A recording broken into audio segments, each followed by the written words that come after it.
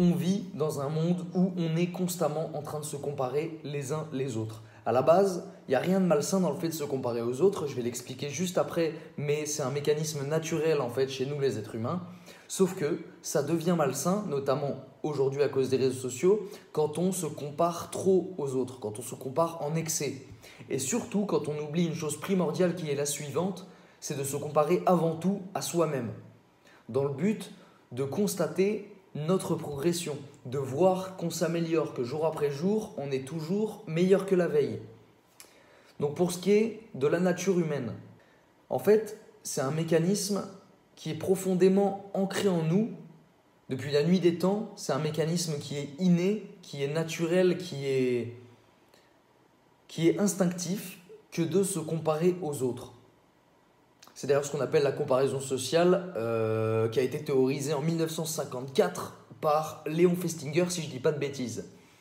Et donc, on se compare aux autres. Pourquoi on se compare aux autres? Pour pouvoir évaluer nos compétences, nos opinions, notre santé et tout un tas de critères qui vont nous permettre de nous adapter, qui vont nous permettre de nous intégrer au groupe étant des êtres sociaux. À la base, on a plus ou moins peur du rejet, je ferai d'autres vidéos sur le sujet d'ailleurs, mais à la base, on a peur du rejet, donc on va se comparer dans le but de pouvoir s'adapter et encore une fois, s'intégrer au groupe. Aujourd'hui, avec les réseaux sociaux, en fait, le problème, c'est que du coup, on se surcompare aux autres, on se compare en excès et c'est pas bon. C'est pas bon pour deux raisons. La première étant que, déjà, toi-même tu sais, les réseaux sociaux sont loin d'être représentatifs de ce qu'est la réalité, de la vie des gens. Et en fait, quand tu vas te comparer aux gens sur les réseaux sociaux, les seules conclusions auxquelles tu vas pouvoir venir en faisant la comparaison, c'est « ma vie c'est de la merde ». Ma vie c'est de la merde parce que je vois que putain lui il est avec du monde, machin, lui il a vu un beau coucher de soleil, lui il est dans une putain de piscine, lui il a une shape de ouf, machin. Et donc moi, à côté, j'ai l'impression d'être une merde. Alors que non, c'est pas le cas, tu vois.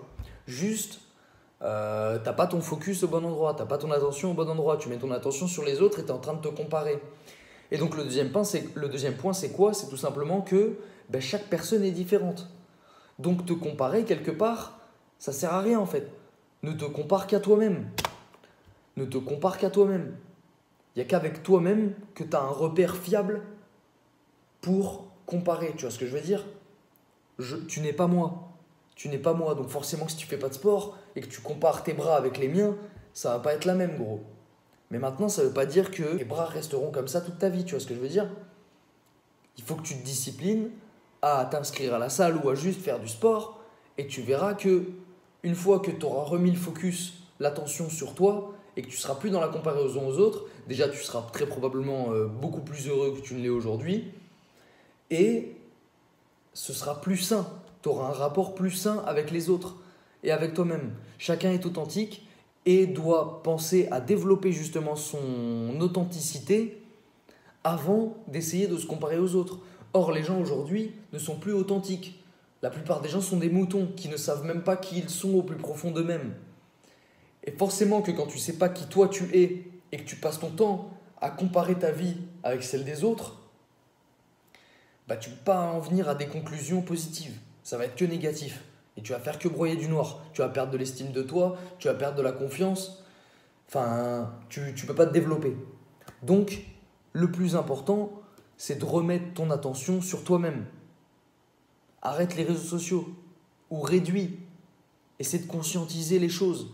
Quand tu commences à te voir défiler, machin, dis-toi, mais putain, qu'est-ce que je suis en train de faire?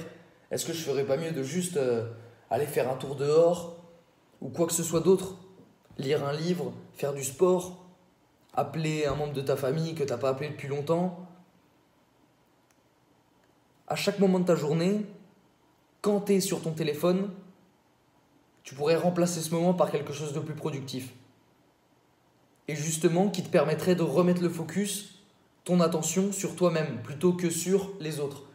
Parce que c'est de ça dont il est question aussi. C'est ton attention. Où est-ce que tu poses ton attention? Et quand tu poses ton attention sur ton téléphone, sur les réseaux sociaux, en fait, forcément que tu vas être amené à te comparer aux autres. Je pense que tu m'as bien compris. Vidéo assez courte mais claire. Arrête de te comparer aux autres. chacun est différent. Développe qui tu es au plus profond de toi. Et seulement après, tu pourras te comparer aux autres. Mais avant tout, compare-toi à toi-même.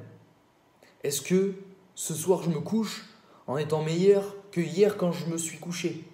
Demain, je serai une meilleure version de moi qu'aujourd'hui. Et les autres, on s'en fout. Les autres, c'est en second plan. T'es la personne, toi-même, tu es la personne avec laquelle tu passeras le plus de temps dans ta vie.